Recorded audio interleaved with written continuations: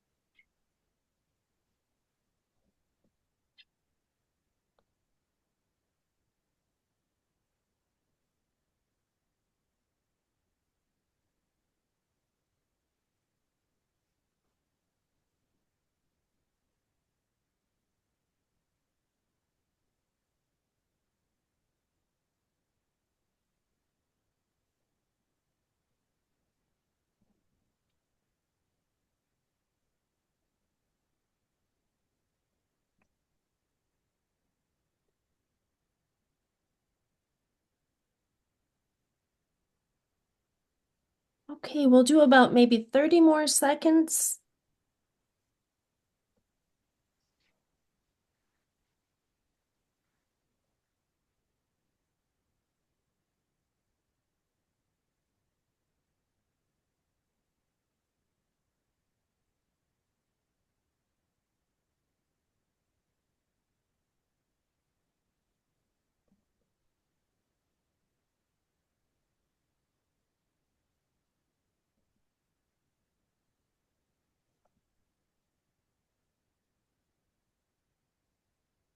Okay, so I'll have you finish the last thought or idea that you're on.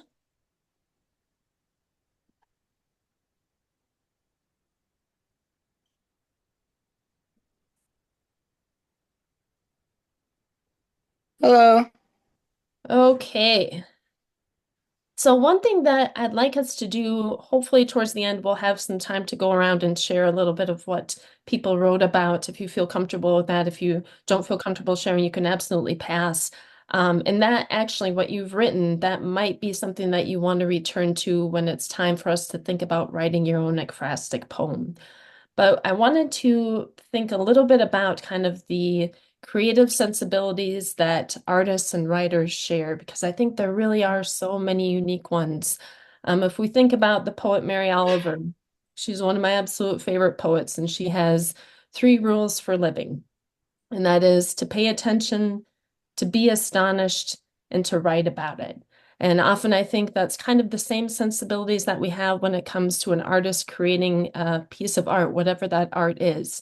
They've paid attention to something that they see in the world.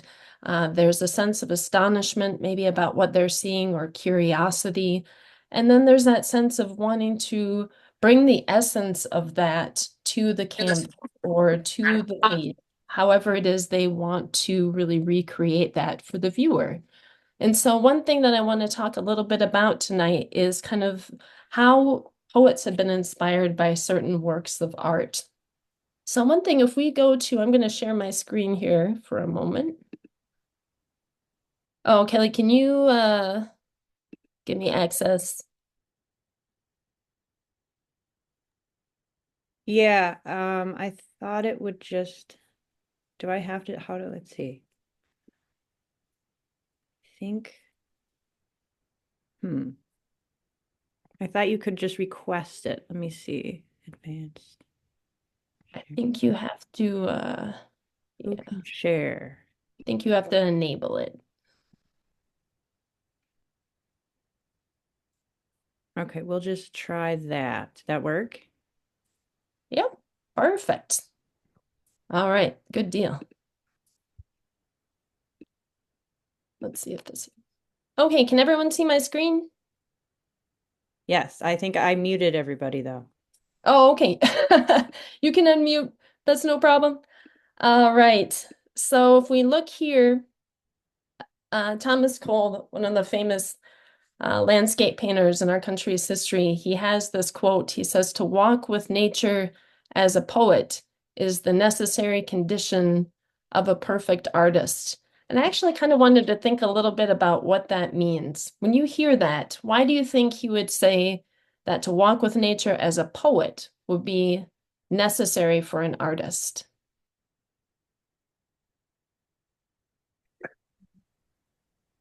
I think because when you visualize something, like when you're walking in nature and you see like the trees and the lake or whatever, or the ocean or whatever you're seeing in nature, um, it is kind of a painting, but the poetry puts it to words, and the words paint the picture of what you might want to paint, so to say. I don't know. Yeah, I think th that has a lot to do with it, right? It's kind of that sense of, we have an artist who's trying to pay attention to something that they're seeing in the world. There was actually a really unique painting that was done. It was commissioned for an artist named Asher Durand. I'm just going to show it to you here. So this is a painting. We have Thomas Cole here being represented as the artist, and then to the left of him, we have one of his best friends in life, a poet by the name of William Cullen Bryant. And so here, kind of, this painting is called Kindred Spirits. And so it's depicting the relationship between the two men, their friendship. And even how it's kind of showing how each of these men, they have something unique that they are contributing to the world, right? We have Cole, who's a landscape painter, and we have Bryant, who's writing poetry that really is doing what Cole is doing in his paintings, which is really kind of addressing the rapid changes that they would be seeing in the natural world at the time, and really thinking about the relationship between the past and present.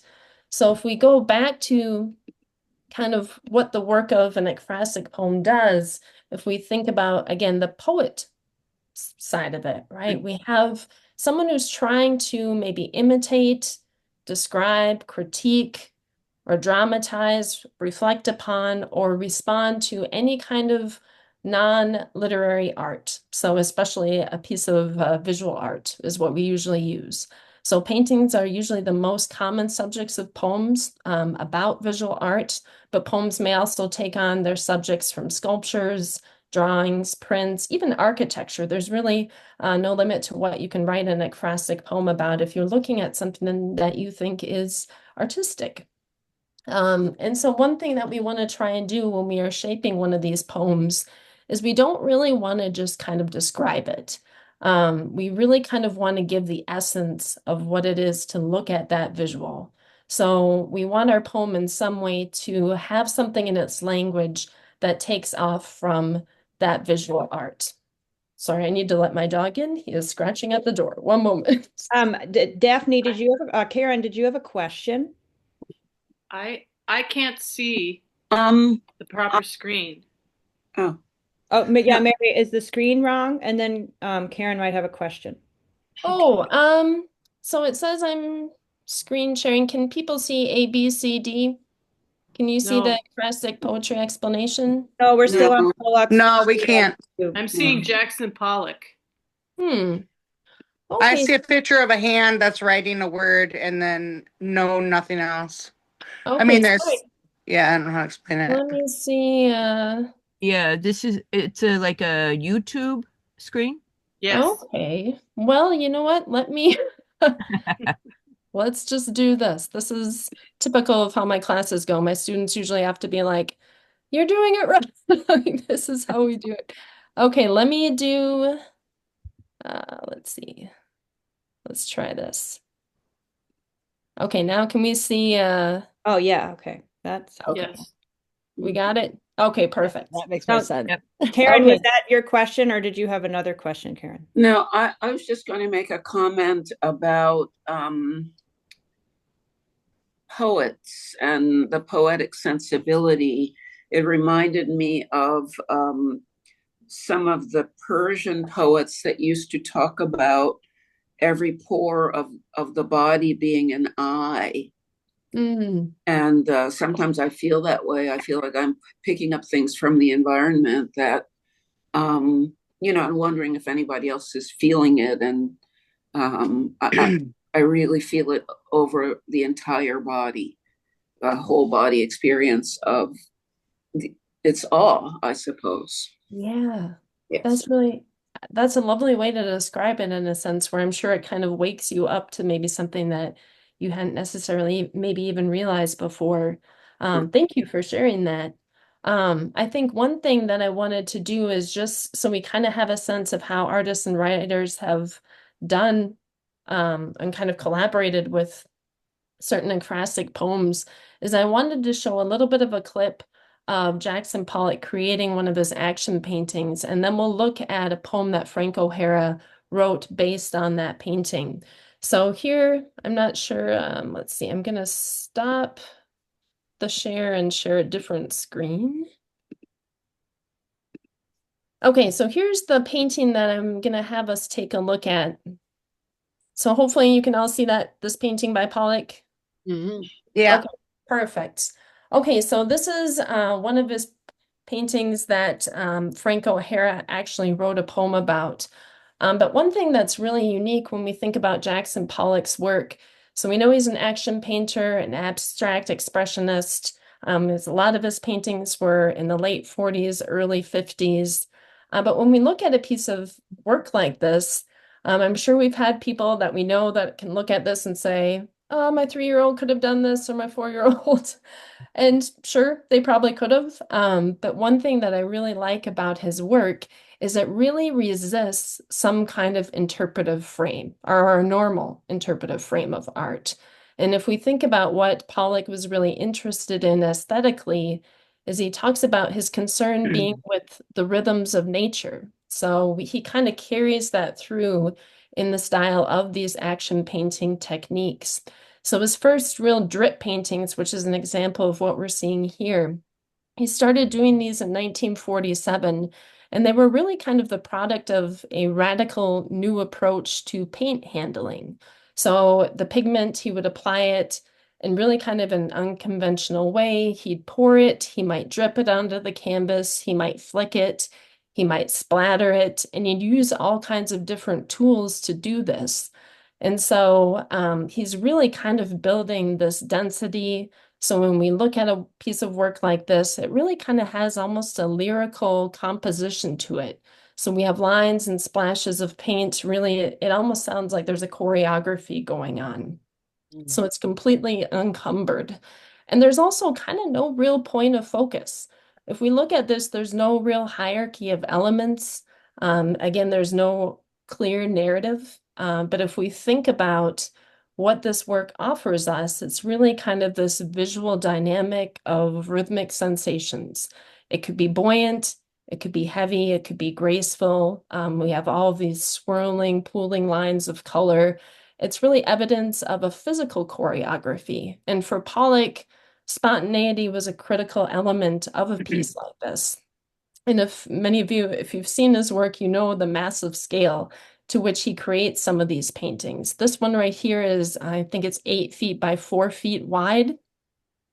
And one thing I want us to think a little bit about is if we can't read a piece like this for narrative, so if we think about how would we even create this in a poetic form, our response to it, sometimes it's kind of helpful just to think about the emotions it creates in us. Pollock was creating these drip paintings during a time when President Truman was ordering work on the super bomb in the United States.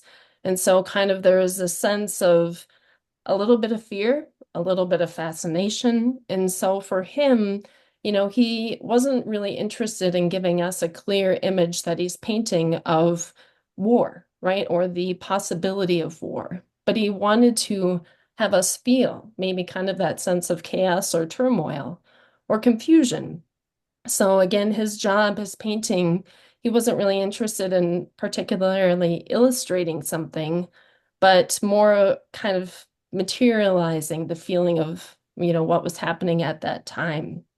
So what I would like each of you to do is I just want you to give me maybe a stanza, maybe 2, 3 lines, 4 lines. So when you're looking at something like this, just think about what would your response be? What do you see? And again, this could be absolutely anything. There's no real wrong answer here. And I'm not going to make you go around and share if you don't feel like sharing, but maybe some of you will. But I'll just give you, let's say, maybe 5, well, we'll do 4 minutes. So it's 6:26. How about at 6:30, we'll stop.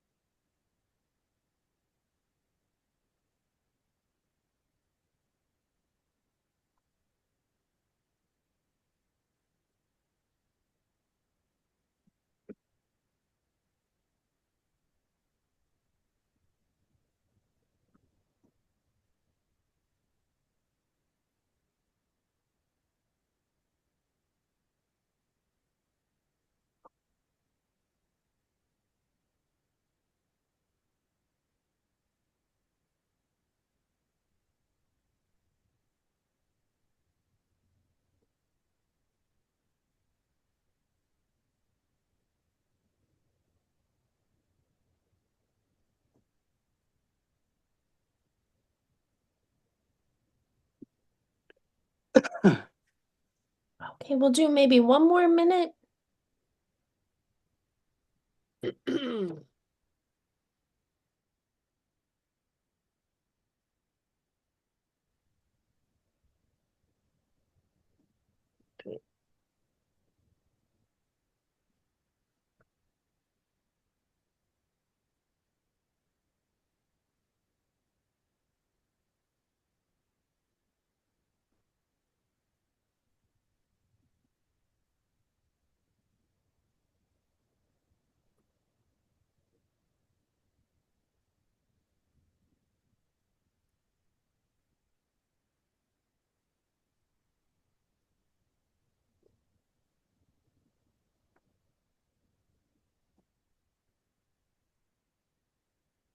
Okay, so why don't you finish the last thought or line that you're on?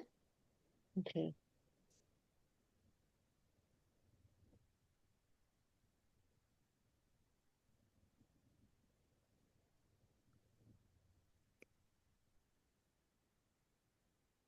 Would anyone like to share what they came up with? I will. Oh, great, thanks. Okay. First, a massive scratching and a sweeping strings of spattered matter, haphazard and explosive, yet eventually forming a nest. Gravity pulls paint to the center to start again and move finally a roof and a string to hang it by, but no floor. Oh, I like that.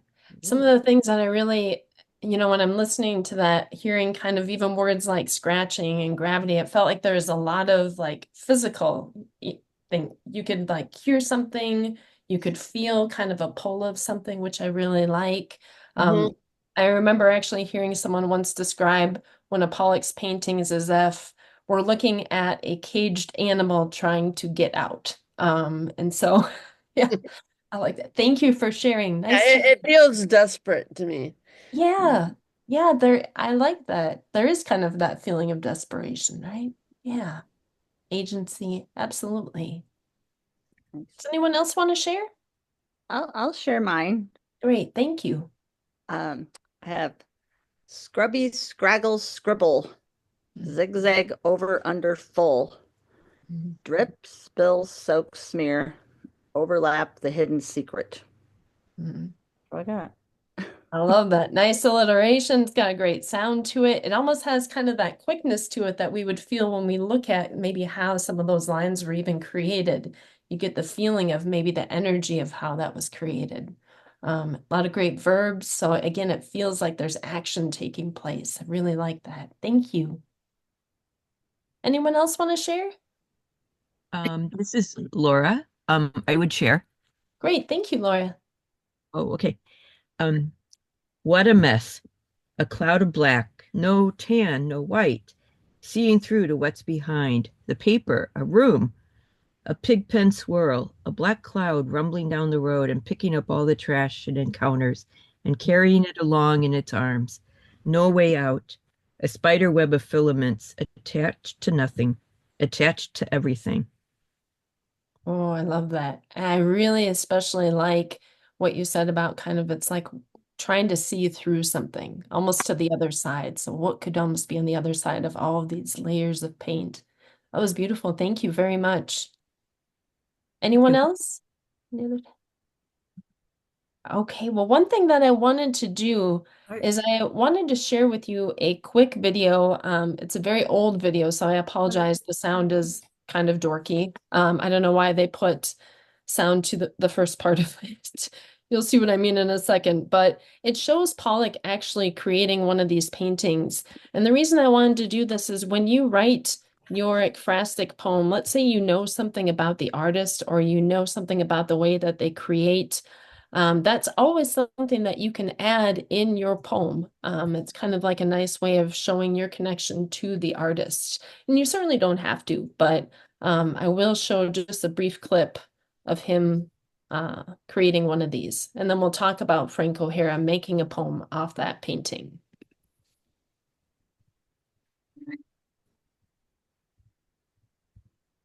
First of all, can you all see him painting? Okay, it worked. Okay, good.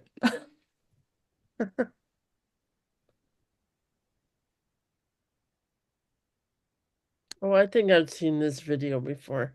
My home is in Springs, East Hampton, Long Island. I was born in. Oh, of course. Oh. Yeah. Can't get by without a commercial. Bad, too bad. 39 years ago.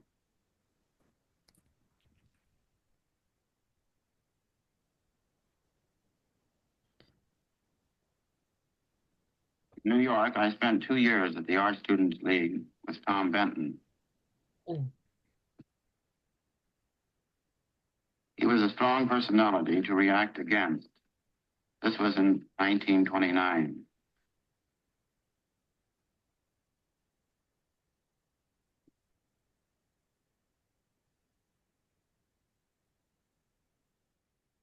I don't work from drawings or color sketches. My painting is direct. I usually paint on the floor. I enjoy working on a large canvas. I feel more at home, more at ease in a big area. Having the canvas on the floor, I feel nearer, more a part of the painting.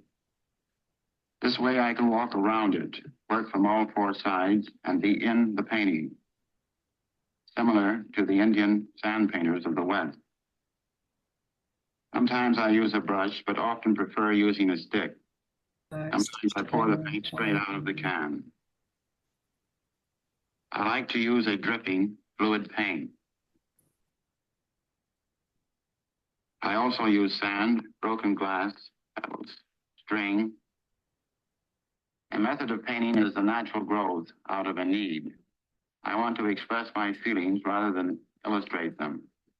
Technique is just a means of arriving at a statement.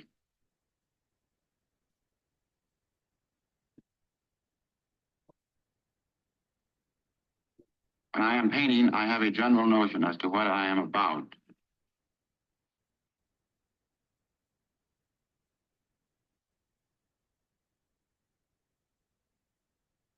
I can control the flow of the paint. There is no accident, just as there is no beginning and no end. Sometimes I lose a painting, but I have no fear of changes, of destroying the image. Because a painting has a life of its own, I try to let it live.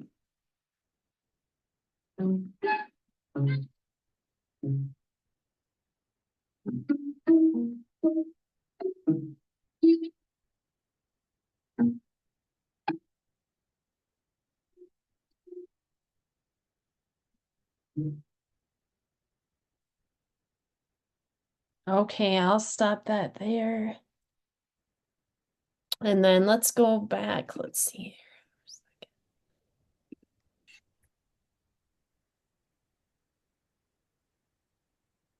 Okay, so when you were watching Pollock, was there anything that stood out to you about how he described his own method, or what creating a piece like this means to him? Oh, I think you're muted. I got it now.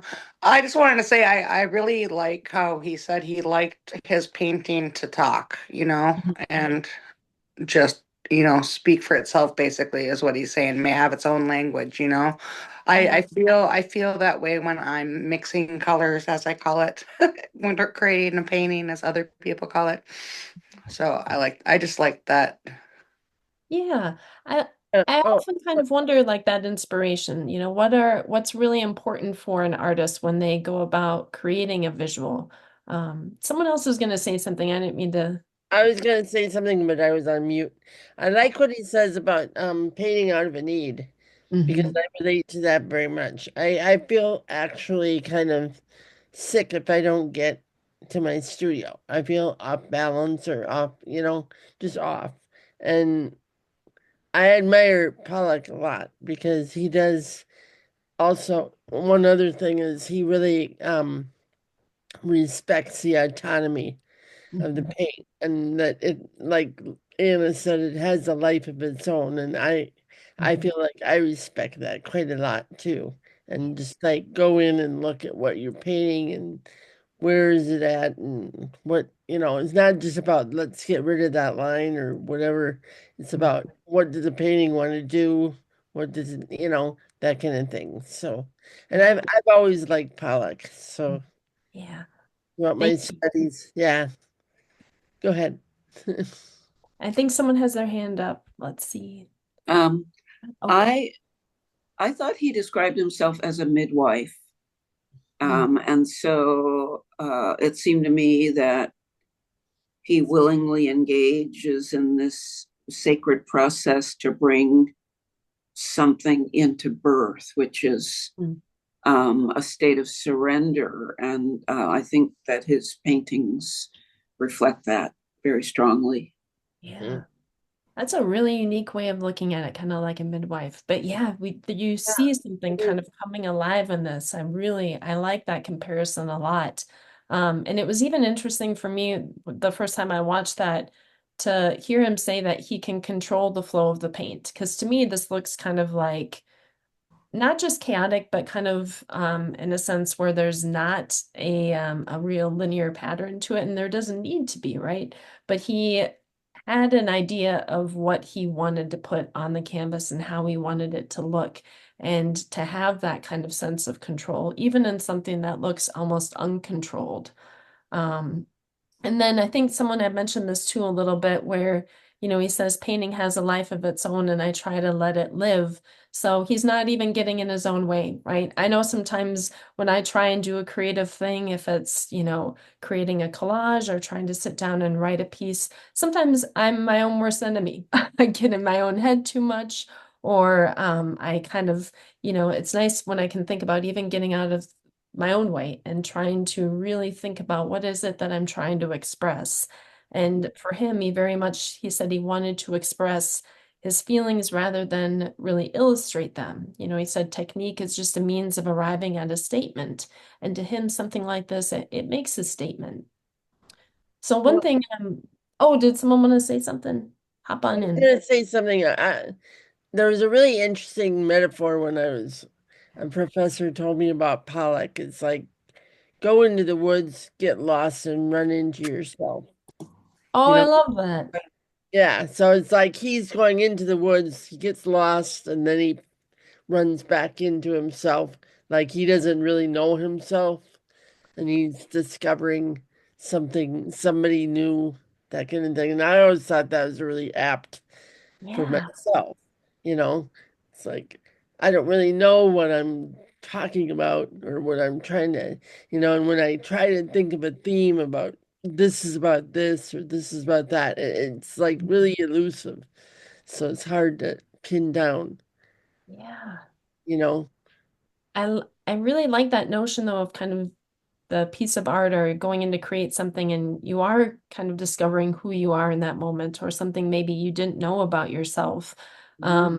I once heard this poet that I was studying under for a long time. He talked about how do we know when a piece of work is good or how do we know when a book is good? And, one of the things he said is it will teach you something about yourself.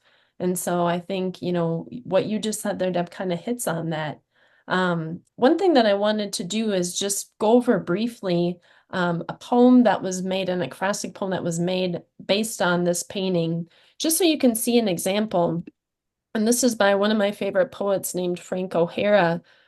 Let's see. So we'll do the screen share here.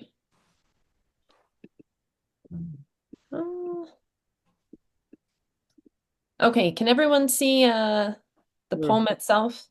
Yes. Okay, perfect.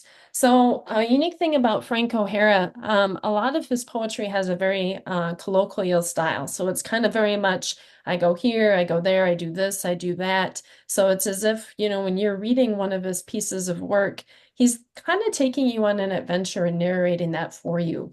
And one thing, a role that he had is he worked as a curator in the MoMA in New York.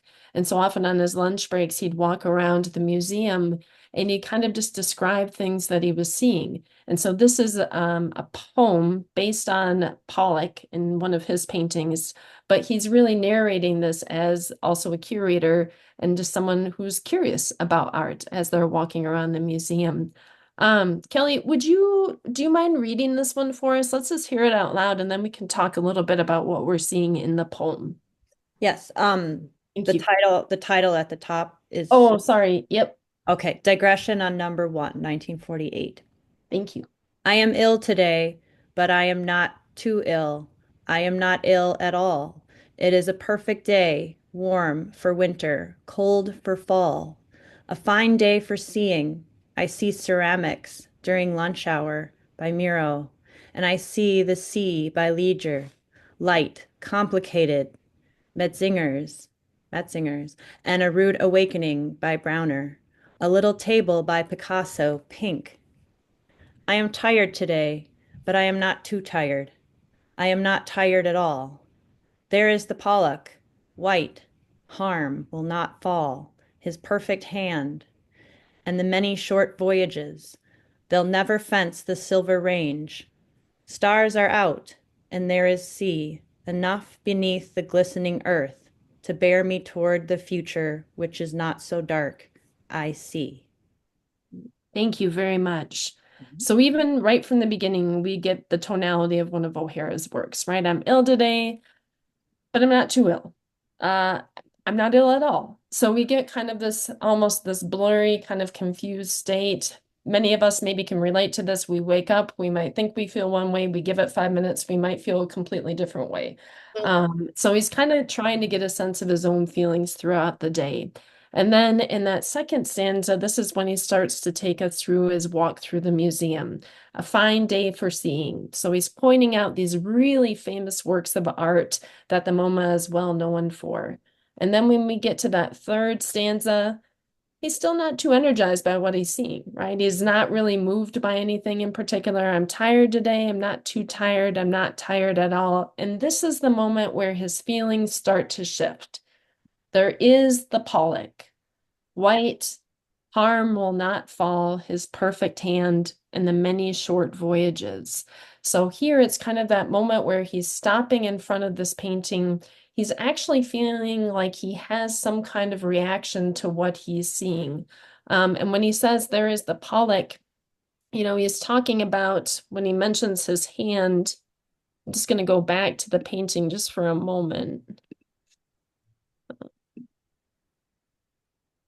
It's probably a better way to do this so you can see both the painting and the let's see. Can you see the painting? Can everyone see it? Yeah. You can. Okay. It's a That's little funny. cut off on I the can't bottom, see it. but we can still see it. It's on the bottom, you said, Kelly? It's a little cut off on the bottom. Like it's only like the first 3/4, I think. Let me do this. Let's go back to. Yeah, that's why I thought there was no floor. Oh, yeah, it looks cut off in the bottom again, but I mean, we There we go. remember kind of what the rest of it looks like, I guess. Is that better? A little bit better, yeah. A little better? Okay. I just wanted to point out just one thing really quickly. I'll move this over. So here I'm going to zoom in a little bit. So when you're looking at this painting, this is what Frank O'Hara was talking about when he's talking or describing the hand. Oh, So wow. Yeah. physically see Oh, Pollock's handprint in the painting, and it's kind of all the way around it. So he feels like at this moment, like he's really connected to him. And so that was something that, even as, he's kind of going about his day, he's awakened by this. He all of a sudden has a sense of, he may have been feeling kind of a sense of darkness or maybe confusion about his day. But he's looking at this painting, and it kind of dramatically kind of bolsters and re-energizes him. And all of a sudden, he's kind of seeing in imagination, he's kind of refusing to be fenced in by kind of these traditional expectations or limitations. And so, if you think about kind of the experience he's trying to give us, it's really kind of relating back to that feeling. So, if we go back to, I know we're kind of short on time, so I'm just going to go back to the poem just really briefly.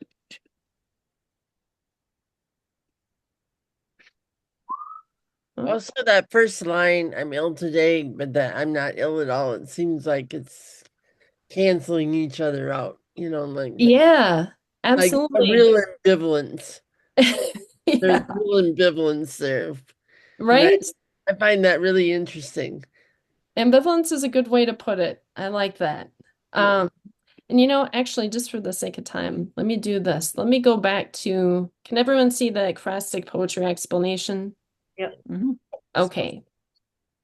So I know we don't have too much time to go back to the poem, so that's why I won't have us focus much more on that. But I just wanted to give you an example of how it's been done. So there are a lot of ways, even when, we heard from people reading kind of their interpretations of Pollock's piece, everyone can see something differently. And that's what I really love about kind of the opportunity of a writer looking at a visual.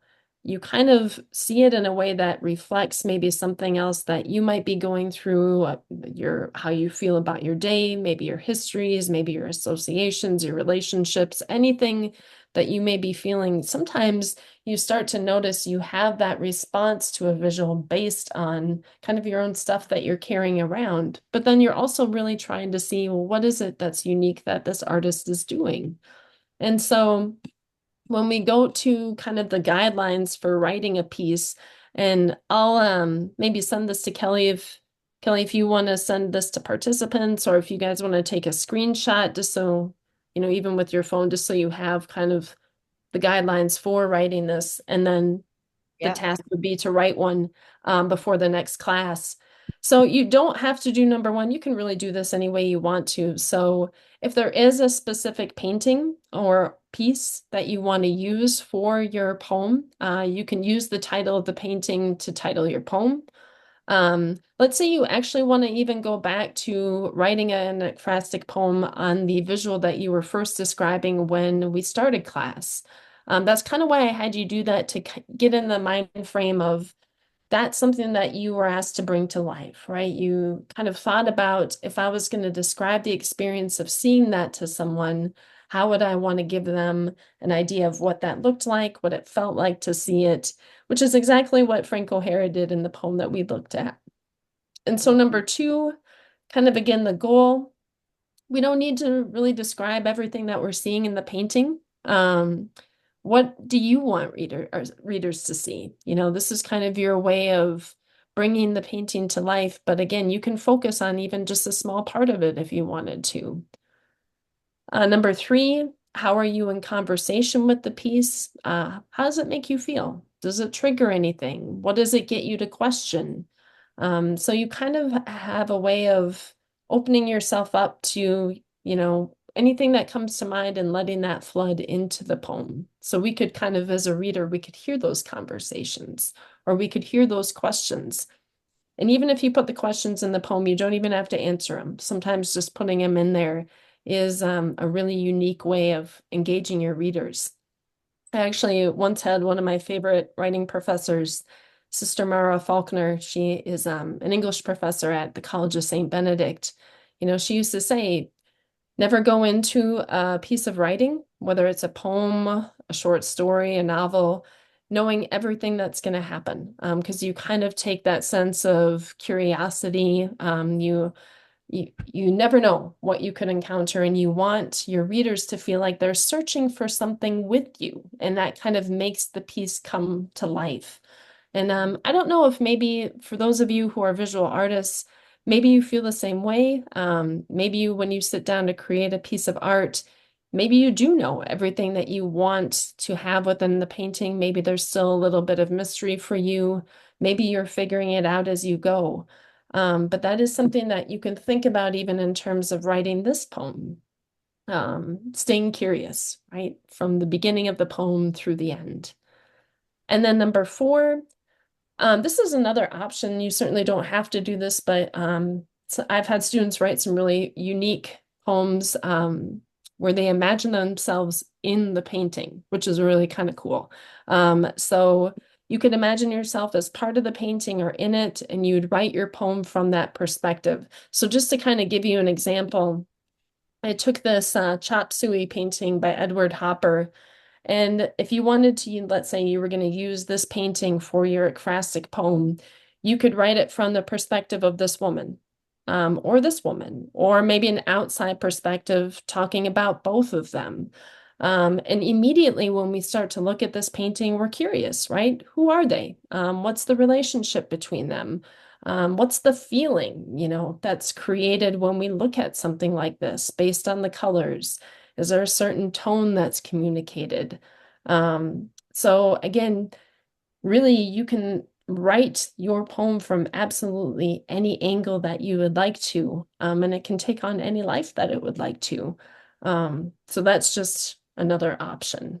Can I just say something real quick? Yeah, I absolutely. really like I just wrote down what you said about never go into a story knowing, or a poem, knowing what's going to happen. And I always get really kind of intimidated that I don't know what's going to happen in this story. Oh, And it's hard for me to get into writing that way. But if I think about it that way, it's like, oh, I can point out different things that yeah. are happening or might happen, but I Mhm. don't have to make it like concrete.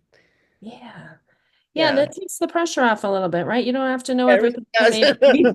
'Cause it's like I don't have to map out all of this. Like you hear about writers Exactly. doing that, but I hear more about writers like they get a little clue. Oh, what if this happened, or what about Yeah. that character? And it's just Mhm. it's just something I want to say. Yeah, thank you. No, I'm glad you shared that because I mean, she gave a lot of great advice in college, and that was one that always kind of stuck with me. So, yeah. Does anyone have any questions? I feel bad I didn't leave a lot of time for questions at the end, but is there anything that anyone wanted to mention or kind of, if you're thinking about the act of creating one of these, again, you can base it off of the piece of art that you started with in the beginning. You could find a different piece. But any questions so far? I just make a comment because I'm excited about, and I don't know where this will lead me, but I've been doing more art that has interactive parts to it. Oh, And it would be fun to add something like this to encourage people to add and maybe have little parts of poetry that are added to a piece. It makes people look at things longer and have an interaction. Yeah. Just to yeah. plant a little seed. I don't know where it's going to take me, but that's kind of excited about that. I like the idea of interactive art, like Pearl, right? Yeah, yeah. I mean, really, Art Change World has gotten me to do a lot of pieces like that. So my Yeah. exhibit's going to have pieces like that. So Mhm. yeah, we'll see. I remember I used to bring in canvases and paint when I would do this unit with my students. And so the first part is they would create their own painting. And then the second part was they would, someone else would have a poem that they would put Yeah. with the painting. And then Neat. sometimes like Jackson Pollock and, or I think it was Frank O'Hara, he actually collaborated with another artist and they did poem paintings.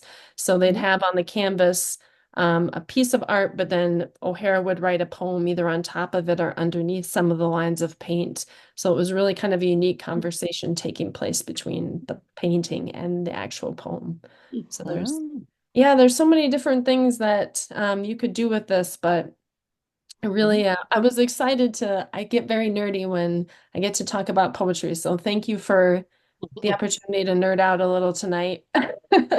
And it was really nice to have this space and share this space with all of you too. So thanks for showing up and Yeah, this was participating. really inspirational. Thank you. I appreciate you bringing this to us. Yeah. Thank you so much. Yeah, it's wonderful. And I know that, thank you. Kelly actually so she's gonna do part 2, and she has some really fun things in store for all of you, which maybe she'll give you a little hint of before you go. But I know she had a couple of reminders she wanted to share with you as well. So I'll turn it over to her. And All thank right. you again, everyone. Thank you, Thank Mary. you. And in the next few minutes, if you guys think of any questions you want to ask her, great. But yeah, so I'm going to be sending a survey after class. It's only like 3 questions. Please fill that out. It helps us for grants and to make changes for next year. And so if you want to come next week, I think almost all of you have signed up for next week. Maybe 2 of you. But, How do you sign up? I'm sorry. oh, just email me. So are you Nadine then? I Okay. am, yeah. Great. Thanks for joining us. And yeah, so next week I'm gonna have you bring some just easy supplies, like art supplies, just like that you could have at your desk, which would be like colored pencils, maybe some watercolor media, otherwise markers, something you can kind of make a sketch or draw with, because we are kind of gonna flip it around instead of writing a poem from a piece of artwork, we're gonna look at a poem and kind of create something based on that. I'm going to stop recording right now, but I do have a few more things to say.